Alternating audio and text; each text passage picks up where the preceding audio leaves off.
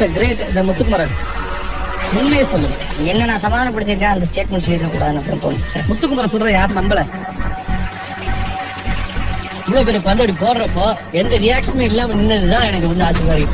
வேற ஏதோ ஒன்று யோசிக்கிறாரு, ஆனா அதை சொல்ல மாட்டாருன்னு தான் நான் நினைக்கிறேன்.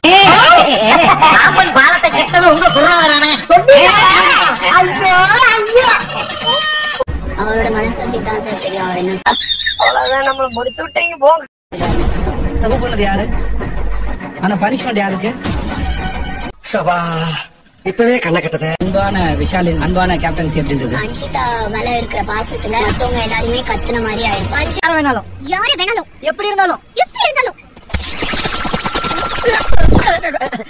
இவன மாதிரி இருந்தா லவ் பண்ணுங்க.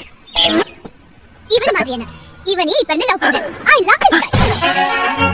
மட்டும் நீங்க சப்போர்ட் பண்றீங்கன்னு மென்ஷன் பண்ணும்போது அவர் அதை ஏத்துக்கல. இந்த பக்கம் திரும்பி ஜாக்லின் அப்படின்னு கத்திட்டு அசன் அமைதியா ரசன் அப்படின்னு சொல்லும் போது யாரெல்லாம் கேப்டன் ஆக்குனாங்களோ அவங்களுக்கு எல்லாருக்கும் தான் அன்பான கேப்டனா இருக்கணும்னு அவர் நினைச்சிருக்காரு. எங்க கிட்ட கத்துறீங்க, அவங்க கிட்ட கத்தல. அந்த வித்தியாசம் உங்களுக்கு தெரிஞ்சதா? முதல்ல இந்த பார்ஷியாலிட்டி ஏன் இருந்தது? உங்கள்கிட்ட பதில் இருக்கா? நண்டு